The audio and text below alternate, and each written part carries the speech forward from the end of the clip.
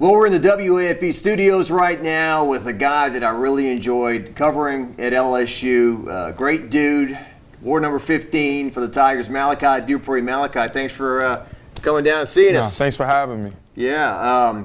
Not to make this dated, but as we're standing here right now, we're 15 days away from LSU's season opener against Florida State, and you're still a big fan, right? You were there at the LSU scrimmage today, and what was that like for you? Yeah, today was a great experience. I got to see a lot of guys that I played with and former players before and after I was here.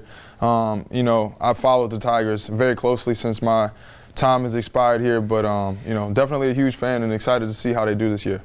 I don't expect you to walk in here and try to be some sort of expert or analyst, but LSU's got a new head coach this year, Brian Kelly.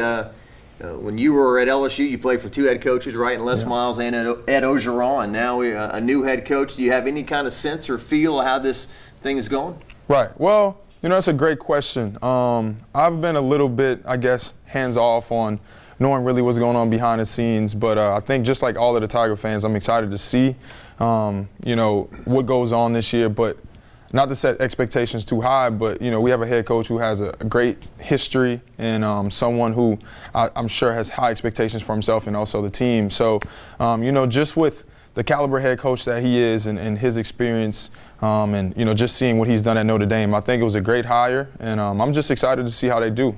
Yeah, it does seem like there's a sense of professionalism and organization out there, Exactly. That he's a CEO. And when you take a look at this LSU team, there's certain spots this year where people think, man, they just got so much talent. And certainly your old spot, the wide receiver position, it looks like they have just so many guys there with Kayshon Boutte, Malik Neighbors, Brian Thomas Jr., Jack Besh in the mix. Any impressions watching those guys? Right. Well, I think that, just overall, like you mentioned, they have so many guys with so much talent and ability.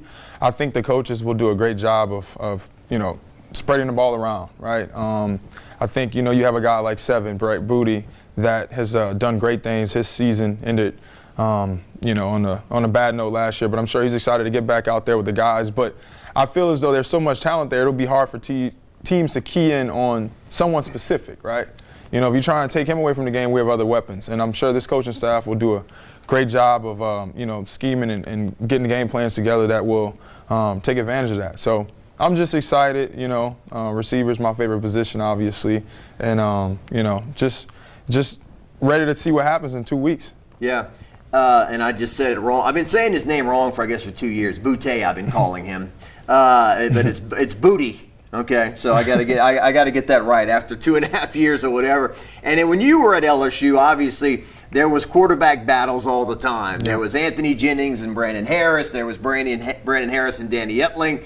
So since you've left, nothing's changed, right? So there's another one going on right now as we speak. It appears, if you put a gun to my head, that Jaden Daniels has the lead over Garrett Nussmeier, with Miles Brennan stepping away from football now. It's a two-man race with Walker Howard being the third guy that I think they want to redshirt and kind of mentor along. So any impressions watching these two guys throw the ball and operate? That's a great question. And like you alluded to, we did have a lot of battles going on when I was here.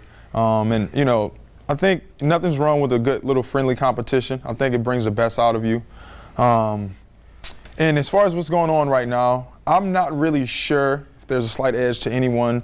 We know that Jaden Daniels has a little bit more experience playing collegiate football, but that necessarily doesn't mean anything. I just think that whoever wins the race, feels the coaches felt was a better fit. But that also is subject to change. We hope that whoever gets the nod, obviously does a great job, and we'll have high expectations. But I'm sure the guys are holding themselves in high expectation as well. But like I said, I think that, just what the experience Daniels has and what he's been able to do at ASU, he would be ready if he gets a nod. And, it's just one of those things, man.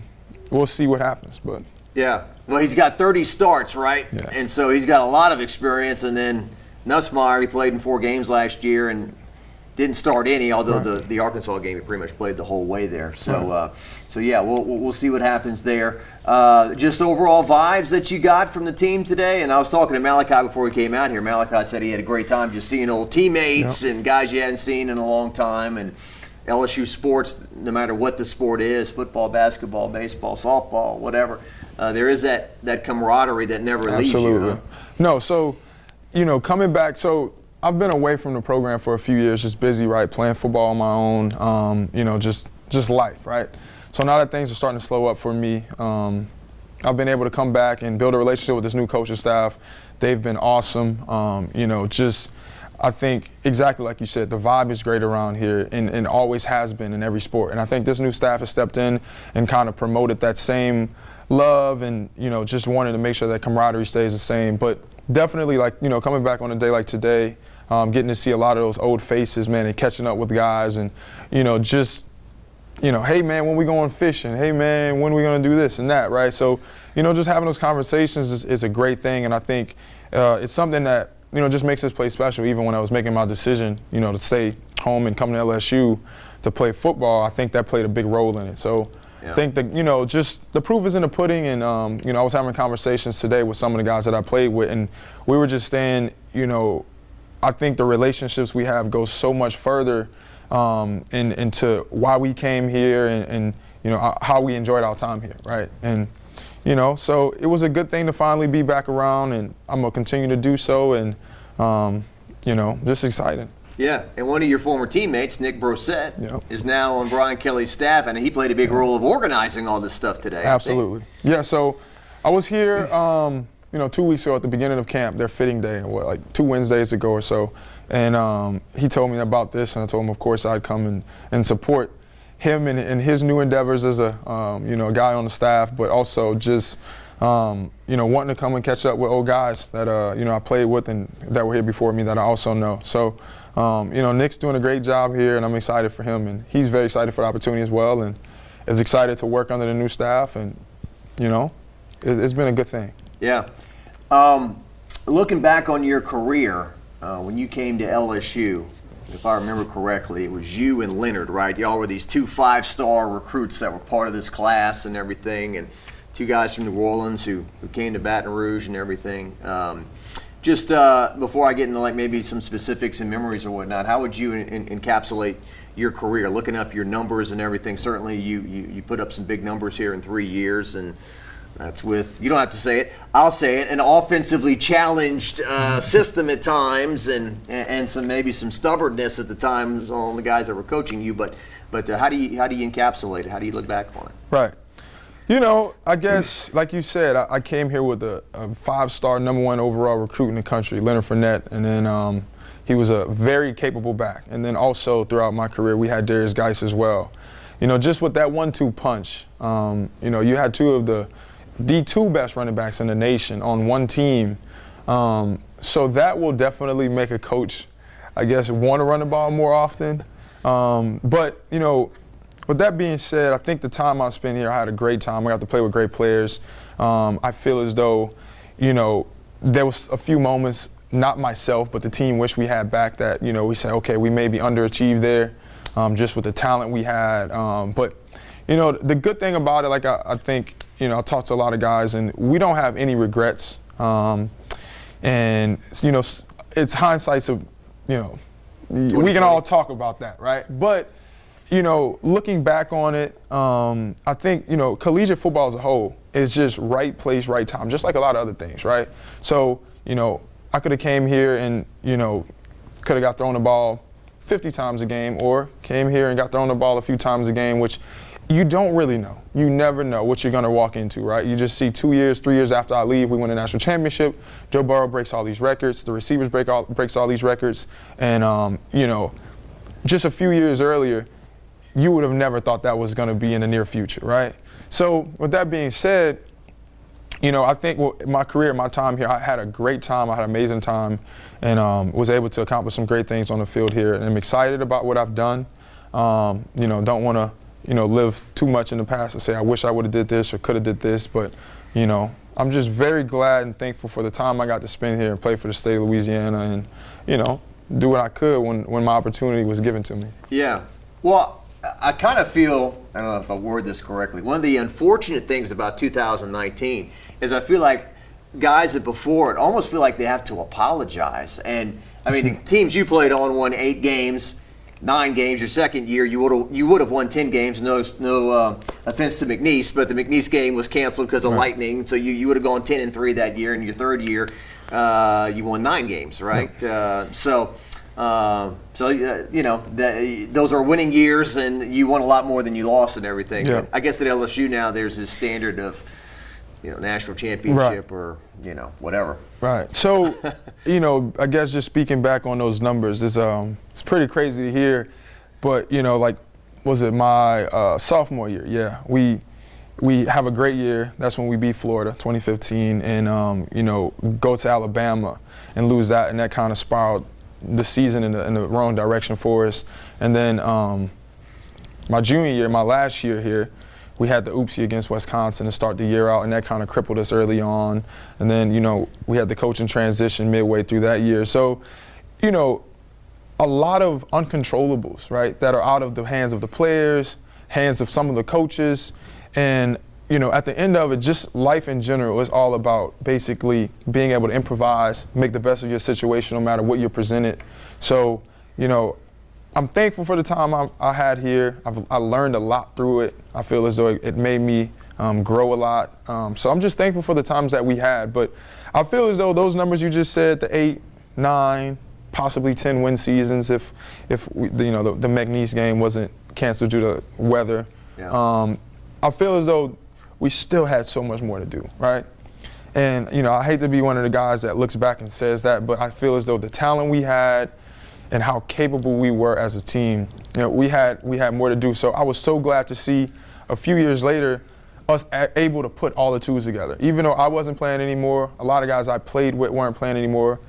We as a university were still able to put all the pieces in place under the guidance of Coach Ogeron, and it was a beautiful thing.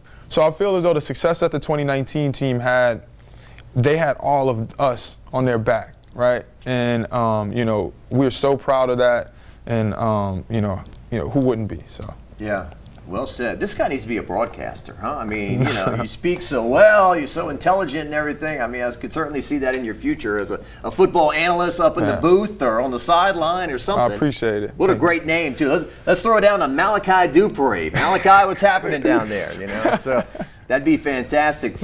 I was in the Superdome that night when LSU beat Clemson, and there were guys like Jarvis Landry. Jarvis Landry was a freshman on the 2011 team that lost to Alabama, and he said, not to be melodramatic, but I think he said something like a piece of me healed tonight. Being in here, the last time I was in here, or one of the last times I was in here, that we all know what happened. So right. So all you guys kind of celebrated in that and took ownership in that like you should, and.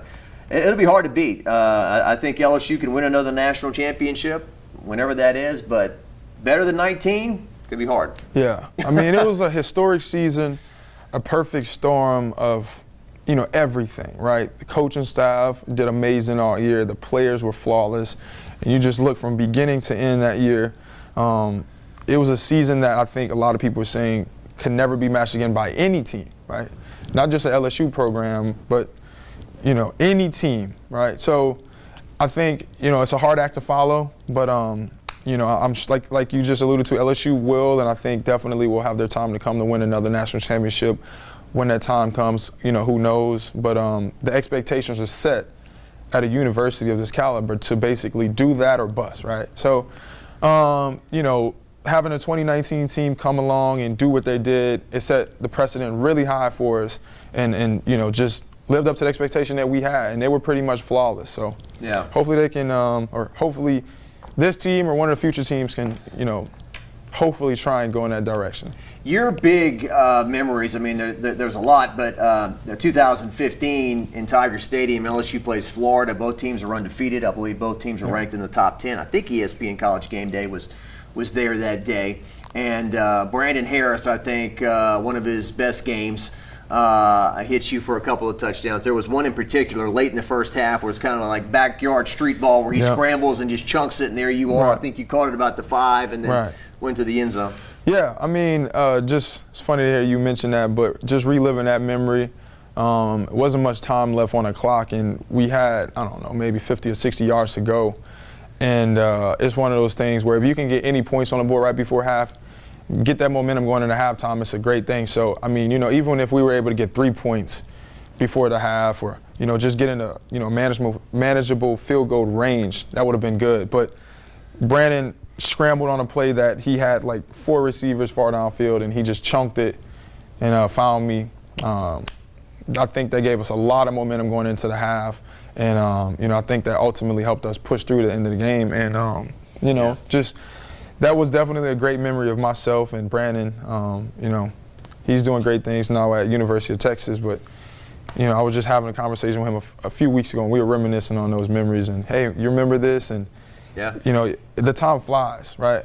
Feels like yesterday. So yeah, you and him kind of had a vibe instantly. 2014, that's when he came in against Mississippi State. You guys were losing big in Tiger Stadium. Dak Prescott, quarterback in Mississippi State, and he hit you for a couple of bombs, bang, bang, late in the game. Right.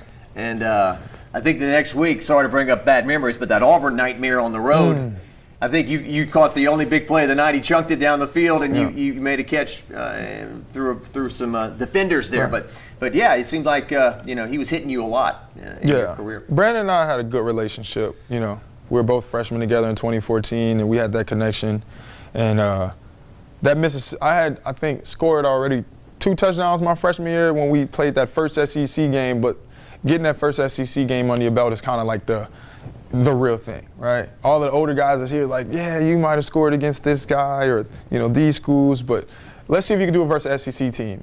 And as a freshman, you have no idea what the expectation is. You don't know what to expect at all, right? And when you finally go out there, you can see, okay, the caliber of players are different, coaching is different, and to go out there and score 2 touchdowns in your first SEC game was a great feeling, and some momentum I carried on to the rest of that year and ended up scoring against Bama that year as a true freshman. That's right. So, just reminiscing on old times like that, man, or, really good feelings. But like I said, more so about the school and the program as a whole, it just feels good to see what our following acts were and how good the program had done, and it's going the right direction. So. Alabama, your freshman year, they initially called it incomplete, right? It was from Anthony Jennings right there in the north end zone, front of the student section. Right in front of the student section. Then they reviewed it and they said touchdown. Yep. Oh, Malachi, another coulda, shoulda, woulda. Kendall Beckwith recovers the fumble at the 5-yard line, right? Late in the game, Vidal Alexander gets called for what LSU fans thought was a bogus personal foul, bumped you back, had to kick the field goal, and then I think Alabama had no timeouts left. LSU kicks the ball out of bounds, and then Blake Sims, Boston, and then ties the game, losing overtime. That was a tough one. Definitely. One of those, I think, underachieving moments. But it's football, it's sports as a whole, right? A lot of things have to go right. You have to get some luck in your favor sometimes, and just that night it didn't fall in our favor. But, just one of those life experiences. You learn from it, you move on, you apply it to your life, because everything isn't going to go as planned and isn't going to go right all the time. So. Yeah. And I hope you can laugh about it now, but we always talk about, I think the worst road trip, Malachi, we've ever made was Arkansas the next week. It was freezing cold, so cold, and 17-0 to Arkansas. Those guys ran on the field. I don't want to use the word hillbillies, but they ran to the field, and that was a rough night for the Tigers. But let's talk about some better stuff. Okay. So it's crazy to think back that in back-to-back years in bowl games, LSU beats Patrick Mahomes and Lamar Jackson in back-to-back bowl games, Texas Bowl and then the Citrus Bowl. Patrick Mahomes that night, you had a big night that night. Brandon Harris had a big night. Leonard Fournette, a man amongst boys. That was a big bowl win for LSU that night. Yeah. So sophomore year we played in Houston in the Texas Bowl against Texas Tech, and like I said, it was the end of a year that we feel as though we should have and could have done more. So it was like, hey, we're going to be playing a out of conference opponent. Let's just go out there and show them what we can do. And at the time, Patrick Mahomes was still he was a very capable and great quarterback, but you can't ever predict the future like he's had. So at the time, it was just let's just go out there and show them why we are who we are, And it was a great game. And then the following year, Lamar Jackson just coming off winning a Heisman. I think our defense just played lights out that game, right? Devin White, Jamal Adams keyed in on Lamar Jackson all game. And to see, I mean, we had such a great defense and so many great guys, but to see how he literally killed every team he played that week, and to see how our defense shut him down in that bowl game, that was probably the most impressive thing about that game to me. Not what we did on offense, but what our defense did to stop Lamar Jackson. So we ended that season on a high note. Still, like I said, coming off a season where we felt as though we should have been in a better place and done more. But, I guess this team had good amnesia and was able to put things behind us, forget, and, focus on what was at hand. Yeah. You and I were talking earlier today before 2016. That was the summer from hell, we called it. That was the Alton Sterling shooting in Baton Rouge. Police officers that were shot, the flood. Before 2020 came around, it's like the worst year ever, it felt like. And I know you guys had really wanted to win for Baton Rouge and win for Louisiana, and that was a talking point. But I remember Leonard got hurt in camp, right? Something with his ankle that just went on for the whole year, and he was never I don't say never because he had some good games here and there, but he was not the 2015 Leonard that year. So yeah, I mean, that year was rough, and I was talking about that with some of the players this year. Colin Jeter and I were actually just talking about that. And, you have the flood, you have a shooting going on that, caused a lot of controversy. We were just telling stories today about the flood. People didn't realize how difficult that made it on us to get to practice. We were all over the place. It interrupted our schedule drastically. I actually, with my college roommate at the time who wasn't a football player, we saved a few people out of their cars and situations at like midnight because we had larger vehicles and were capable. So we had a lot of things going on that year to start the year. And then once the season did start, we lose our first game, and then we lose our head coach a few weeks later. Just having to try and overcome obstacle after obstacle is pretty difficult. And was a pretty taxing thing on us. But, I feel as though we still had a good year. It wasn't what we wanted, but definitely was a nightmare. That summer was wild, for sure. Yeah.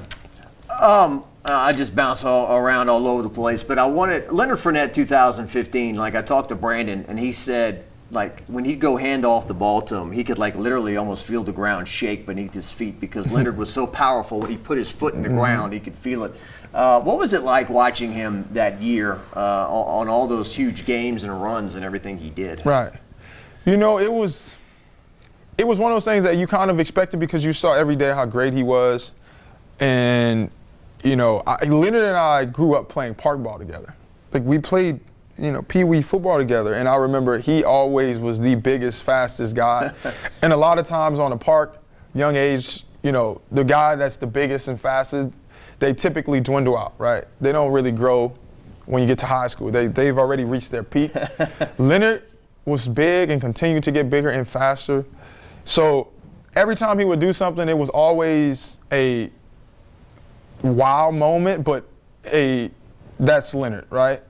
And I remember I had so many plays where I was on the field the majority of the times with him when he made, amazing things happen throughout our whole career here. But the one vivid memory I have, and I always see this play still pop across my phone, is when we were playing Ole Miss, and Danny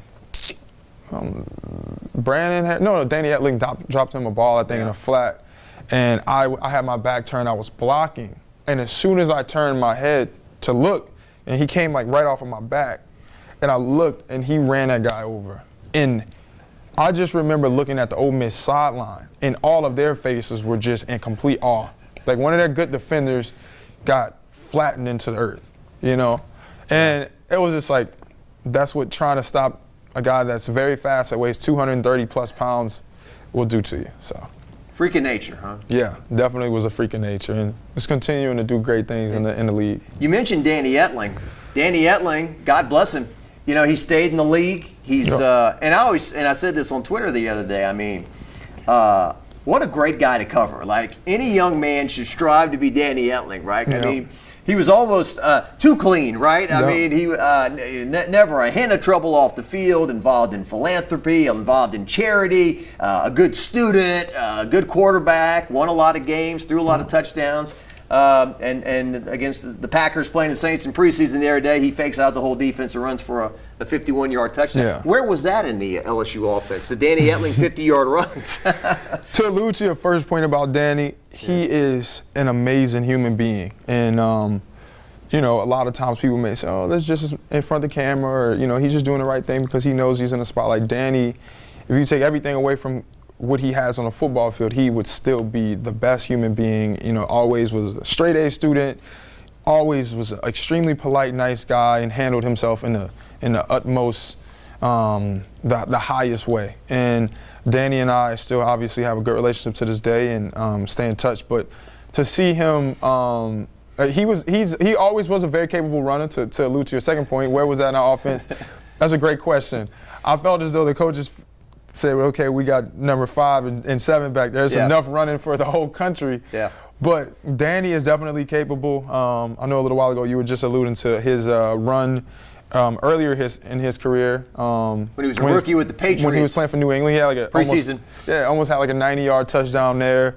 And then the other night against the Saints, you know, it's pretty wild. You know, I'm sure there was a lot of LSU fans that got to see that moment, and they're probably like, wait, is that Danny Etling that I remember throwing the ball for LSU? And yes, it is, but it was good to see. The Packers is who drafted me. I got to play there with Aaron Rodgers, and to see Aaron Rodgers, you know, be ecstatic for a guy like that, it meant a lot to me, and I know it feels really good to Danny, and, you know, hopefully he can parlay that into more success.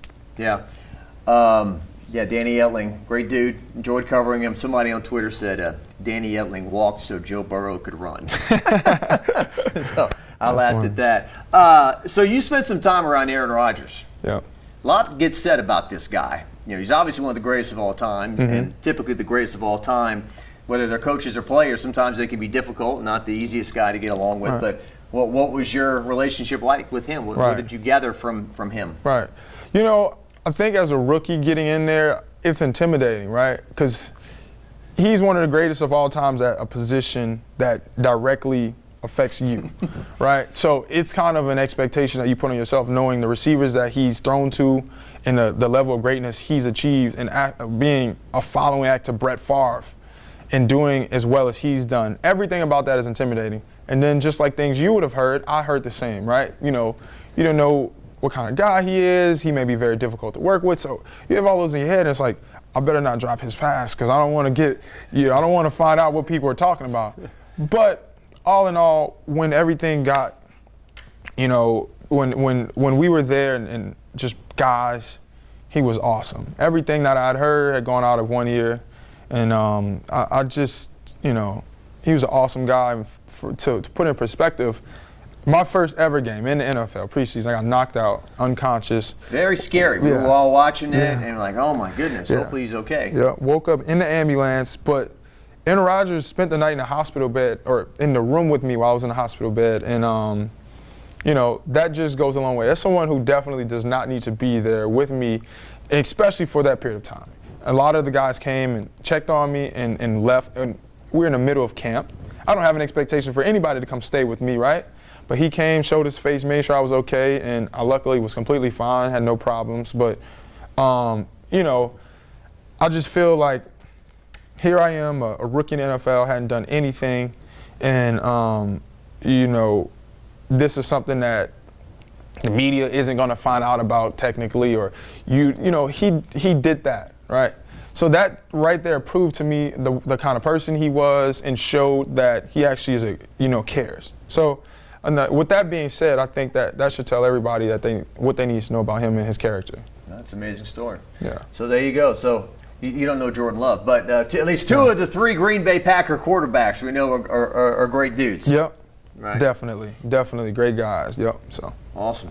And so these days, you tell me you started some businesses. You're doing some stuff like that. Yep. So got into construction. So have a construction operation going on, and then also credit card processing. So just have those two gigs going, and it's been great, man. And I've been able to help businesses and homeowners in both of those. So it's been rewarding to me. I've always had a love for people and relationships and interactions. And like you said earlier, people always like, you speak so well, or you should go into broadcasting or go on television talking about football. And I think that is something that I probably could do, but I've enjoyed, just building relationships with people, helping people that least expect it from you. When they meet me, they're just like, man, I really appreciate what you've done for me, and this is helping my business.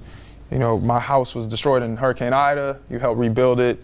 And, that goes so much further for me, the feeling of helping others and helping those who, are in need. And that's probably where I get my biggest reward in life from. So, yeah, I've parlayed my football career into entrepreneurship thing, and it's been good. Are you happy with yourself, how well you've been able to transition? Because just me, covering guys throughout the years, whether they're your age or whether they're 40, right, or Tom Brady, 45, he's still having a hard time. Hey, do I want to step away? Do I still want to do this? And I don't blame him, actually. I mean, once it's over, it's over, right? It's over. But a lot of guys, they have trouble with that. When they get away from football, they get depressed, when the crowd stops roaring and whatnot. Man. So it's, whether a young guy like you or an older guy like Tom Brady, it can be something that you got to deal with that's difficult. Yeah, and I think that is the utmost, like the toughest thing by far. Every day, it's when you're trying to forget about it, right, to just try and move on with your life. You see somebody, hey, Malachi, man, nice to meet you. How's, bringing it up. So can't forget it. You turn the television on.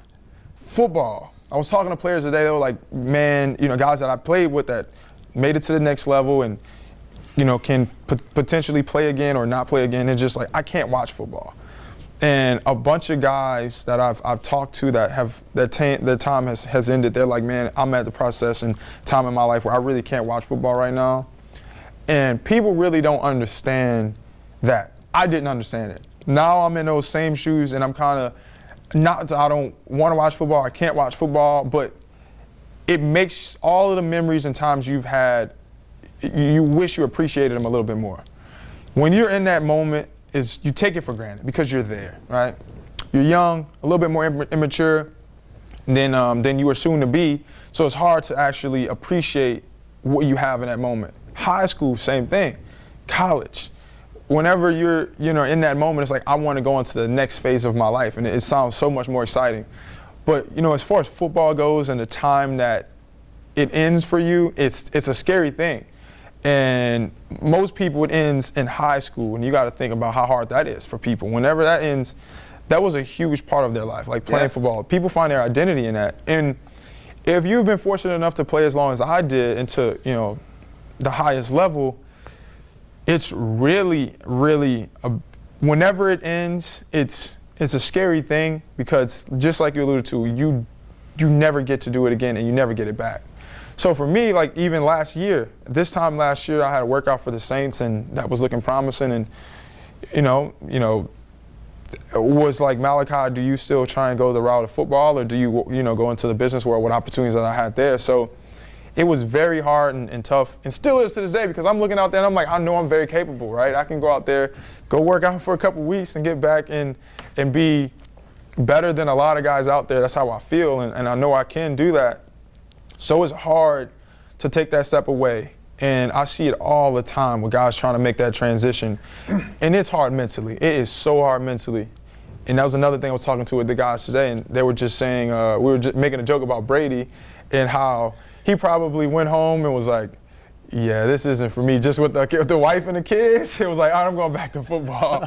He had a month and was like, let me go pick up the pigskin again. So. Yeah, it's the greatest natural drug on the earth, right? Yep. Running out of that tunnel and the roar of the crowd and, fans coming up to you and all that stuff. But and coaches are the same way. Obviously coaches can. Nick Saban's going to be 71 years old. These guys can coach a lot longer than obviously people can play. And same deal. I don't want to walk away from this. I'm sitting at home.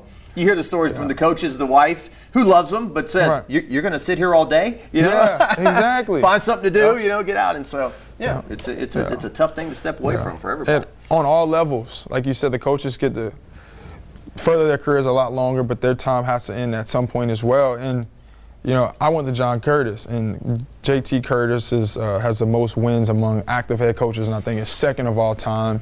So me being able to play for a guy like him, meant so much to me, but he eclipsed 500 high school wins when I was a sophomore in high school.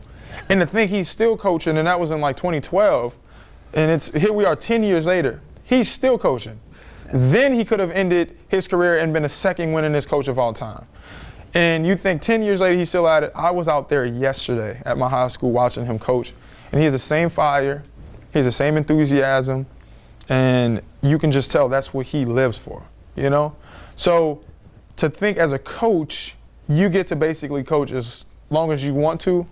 It's the same thing for players, but their time ends much earlier, and it's very hard to make that transition. It is hard, man. I mean, people say they know, and people can try and understand, but now that I'm living it and seeing other guys try and live it, I'm fortunate that I've been able to make my transition a little smoother than some guys. But what makes it the hardest is still being I'm 26 years old, but still being in the range of knowing that I'd be considered pretty young in the NFL as a receiver.